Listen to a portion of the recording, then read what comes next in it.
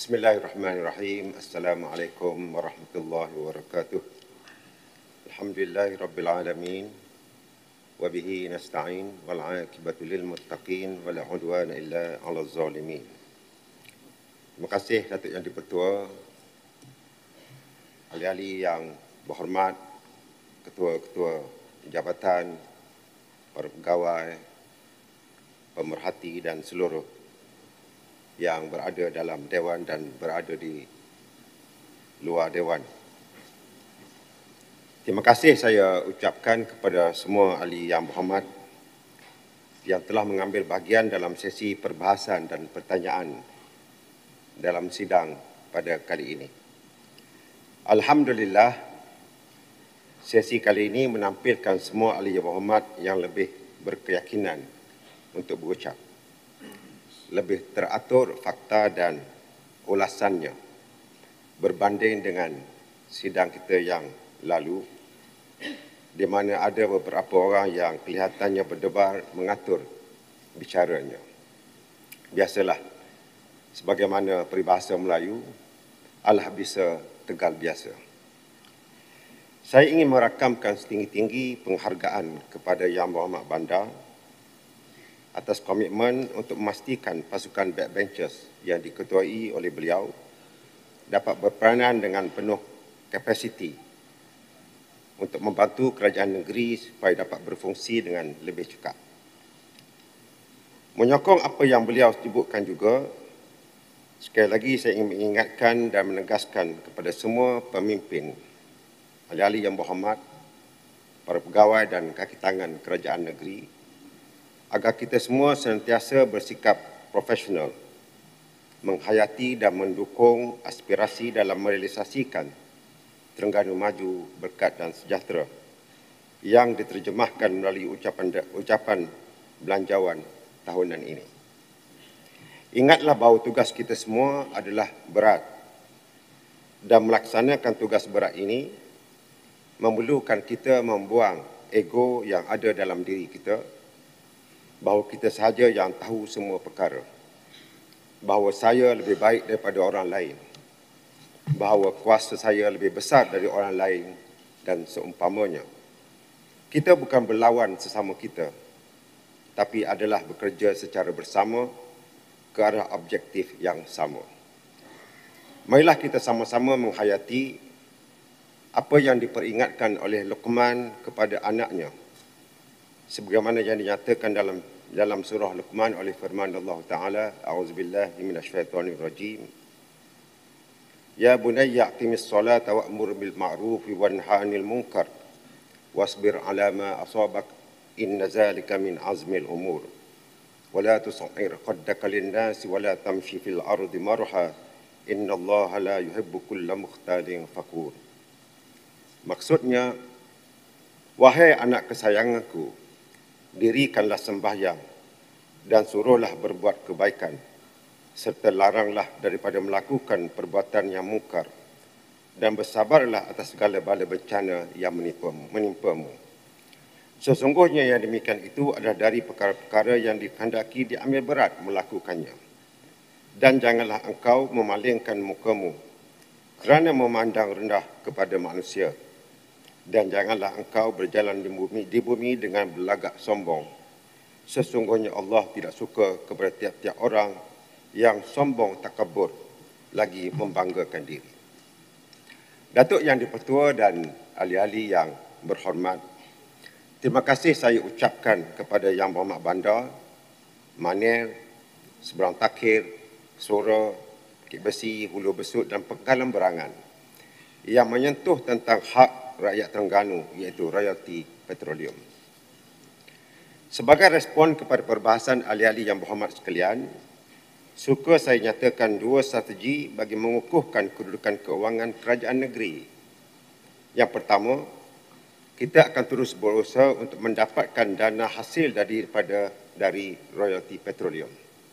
Dan yang kedua, kita akan terus menjana pendapatan baru melalui pemerkasaan sumber sedia ada dan penerokaan sumber baharu yang perlu dilaksanakan dengan cermat dan bersasar.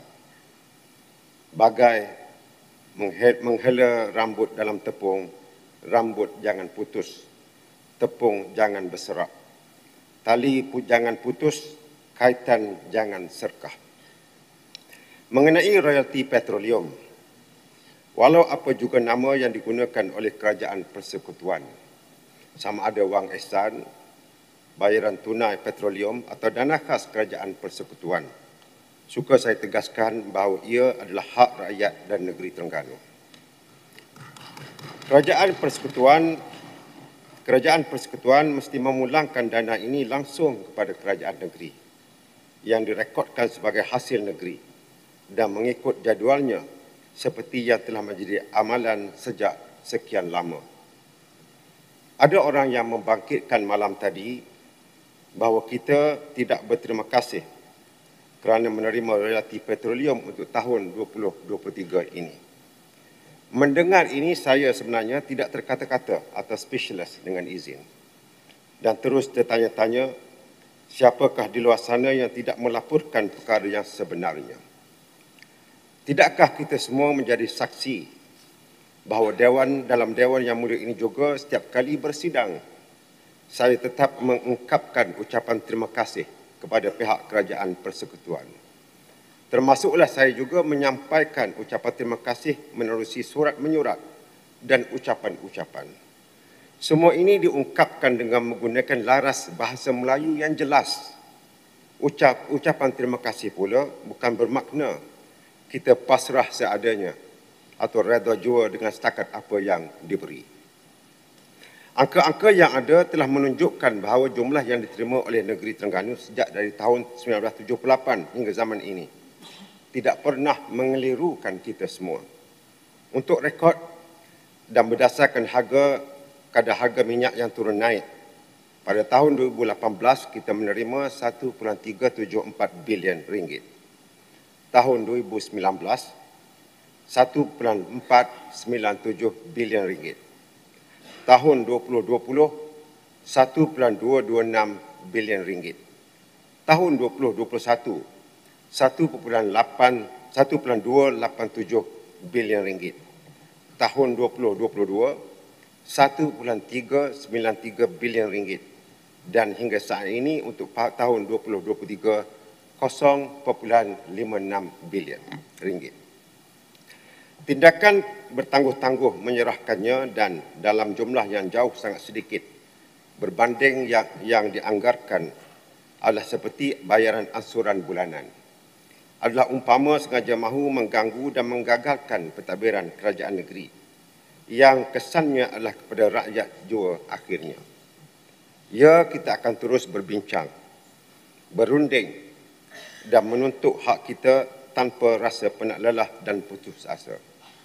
Kita juga akan mengatur gerak beberapa pendekatan lain berasaskan perlembagaan dan semangat federalisme sehingga kerajaan persekutuan menyerahkan kembali hak ini.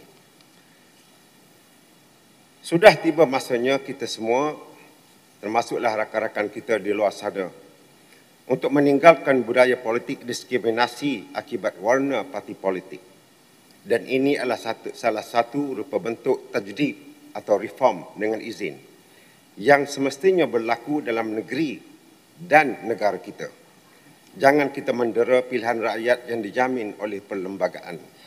Dek kerana rakyat tidak memilih kita, maka kita mendera rakyat dengan sekatan dan penyempitan pelbagai perkara.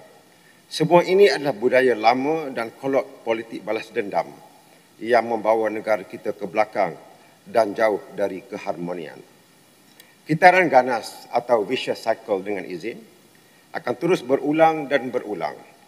Saya menyeru dan mengajak semua pemimpin politik sama ada di peringkat negeri ataupun nasional untuk menghentikan kitaran ganas ini.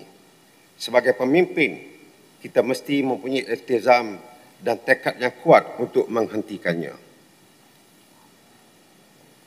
Saya juga bersetuju dengan cadangan Yang Berhormat Seberang Takhir untuk kita juga bermunajat dan menyerahkan urusan kepada Allah Subhanahu wa taala. Tiada upaya kita kecuali dengan kuasa dan kehendak yang maha perkasa yang boleh membuka hati pemimpin-pemimpin negara kita. Insya-Allah kita akan menganjurkan program munajat rakyat ini pada masa yang akan dimaklumkan nanti. Semoga Allah Subhanahu Wa Taala memberikan pertolongannya kepada kita semua. Saya juga ingin mengambil kesempatan dalam sidang pada hari ini untuk mengucapkan setinggi-tinggi terima kasih kepada Yang Amat Berhormat Perdana Menteri kerana mengumumkan semalam pada 29 November 2023 di Cukai untuk memberi keutamaan bagi menyelesaikan isu perumahan generasi kedua dan ketiga Felda, di mana semua peneroka Felda di negeri Terengganu juga turut menyumbang kepada ekonomi negara. Terima kasih kerana mendengar suara rakyat Felda di Terengganu, dan saya berharap agar perkembangan projek ini berjalan lancar dan menjadi kenyataan. Pihak kerajaan negeri sentiasa sedia bekerjasama mempermudahkan pelaksanaan projek ini demi kebaikan dan kesejahteraan penduduk terbabit. Datuk Yang di-Pertua dan ahli-ahli yang berhormat sekalian, dalam sidang pada kali ini juga, yang mungkin timbul akibat dari tidak selesanya apabila negeri kita yang tercinta ini sedang dibuli-buli agaknya, maka Yang Berhormat Sura ada menyebut tentang suatu pengharapan kepada saya untuk memperjuangkan hak Terengganu ini ke satu tahap baru di peringkat nasional sebagai pimpinan di masa depan. Terima kasih di atas doa yang cukup tinggi hasratnya ini. Ingin saya jelaskan dan nyatakan, dari dulu sampai sekarang, secara peribadi saya berpandangan bahawa tidak wajar dan tidak boleh untuk mana-mana tubuh badan sendiri mempunyai cita-cita atau meletakkan objektif untuk menggalas amanah yang terlalu hebat, sama ada sebagai Menteri Besar atau yang lebih besar daripada itu. Jawatan seperti ini bukan boleh masuk kamus cita-cita yang kita wajar mengejarnya. Tetapi jika ianya diamanahkan secara kolektif oleh ramai orang, terimalah tugas dan tanggungjawab dengan memohon pertolongan Allah Subhanahu Wa Taala yang mengetahui kelemahan dan kekurangan kita semua. Jawatan ini dan jawatan itu adalah satu amanah, bukannya suatu pekerjaan. Ianya tidak sama seperti bercita-cita untuk menjadi seorang guru, menjadi juruterbang, menjadi jurutera, menjadi doktor dan seumpamanya. Ingatlah kita kepada sabda Nabi sallallahu alaihi wasallam sebagaimana dalam satu hadis riwayat Al-Bukhari, kamu semua akan sukakan kepada jawatan, tetapi ia boleh menjadi penyesalan ketika hari akhirat kelak, kerana pada permulaannya terdapat nikmat, namun pengakhirannya ia menjadi pengikat yang jahat. Datuk Yang di-Pertua dan ahli-ahli yang berhormat, seperti yang saya nyatakan tadi, strategi kedua kita ialah menjana pendapatan baharu melalui pemerkasaan sumber sedia ada dan penerokaan sumber baharu. Sebagaimana yang telah dibangkitkan juga oleh Yang Berhormat Bandar, Seberang Takhir, Sura, Pekalan Berangan dan Bukit Tunggal. Terima kasih atas pandangan dan cadangan. InsyaAllah kerajaan negeri akan menelitinya dengan sebaik mungkin. Mengenai hal ini, seperti yang saya jelaskan dalam jawapan soalan Yang Berhormat Pekalan Berangan pada Isnin yang lalu, kerajaan negeri telah mempunyai pelan penjanaan pendapatan baharu negeri Terengganu yang telah dibentangkan dalam jawatankuasa peningkatan hasil dan perbelanjaan hemat negeri Terengganu pada 7 September 2023 untuk dijadikan strategi utama bagi meningkatkan hasil kerajaan. Kerajaan optimis bahawa kita berupaya untuk meningkatkan pendapatan negeri secara berfasa. Namun begitu, kita perlu realistik dalam perkara ini. Kesemua perancangan ini ada yang boleh dilaksanakan segera dan ada yang memerlukan masa yang lebih panjang kerana ia melibatkan banyak proses di pelbagai peringkat, melibatkan banyak pihak. Oleh yang demikian, untuk memastikan perancangan ini benar-benar bermanfaat dan memberikan keuntungan kepada rakyat dan negeri Terengganu, kita akan sentiasa cermat dan tidak tergesa-gesa dalam mengambil tindakan dan keputusan, terutamanya yang melibatkan hasil baharu. Banyak perkara dari kisah lalu, sama ada di negeri kita atau maupun di negeri lain, perlulah dijadikan pengajaran dalam memastikan segala aset dan sumber yang kita ada ini tidak dibazirkan dan dioptimumkan sebaik mungkin. Datuk Yang di-Pertua dan ahli-ahli yang berhormat, bagi menjamin kejayaan pelaksanaan kesemua program dan projek yang telah saya umumkan, semua portfolio dan jabatan dan agensi yang terlibat mesti mematuhi beberapa rule of thumb dengan izin supaya dapat memenuhi keperluan perancangannya dan menyesuaikan dengan kekangan yang kita ada. Antara yang saya mahu gariskan ialah yang pertama, dipandu data atau data driven dengan izin. Setiap keputusan tindakan yang dibuat mestilah berpandu kepada data yang menyeluruh dan analisis yang mendalam mengenai pelbagai faktor. Penerbitan terutamanya yang dikeluarkan oleh DOSEM, Parlimen dan kementerian-kementerian hendaklah sentiasa dirujuk. Yang kedua, berasaskan keberhasilan ataupun outcome based dengan izin.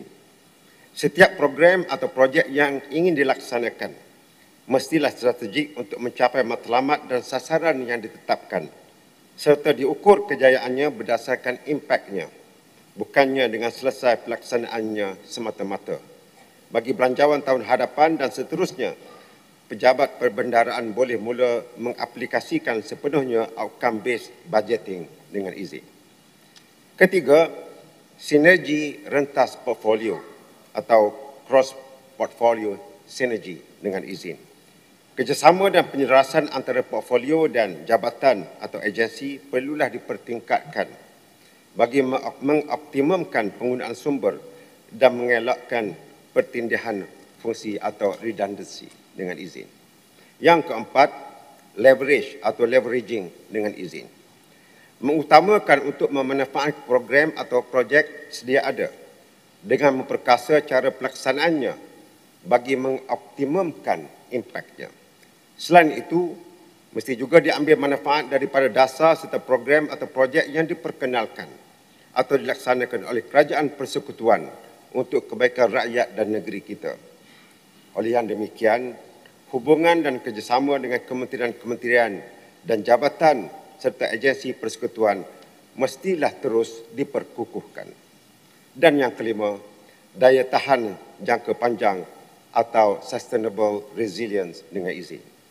Setiap pusat tanggungjawab mestilah memastikan setiap program atau projek yang dilaksanakan ini bukan sahaja bersifat mampu menahan kejutan atau tekanan, bahkan juga mampu mengekalkan kemampanan dan kebolehsuaian untuk masa hadapan. Ini sangat penting untuk kita boleh terus bergerak maju ke hadapan dengan pelbagai program atau projek lain yang lebih memerlukan pada masa itu.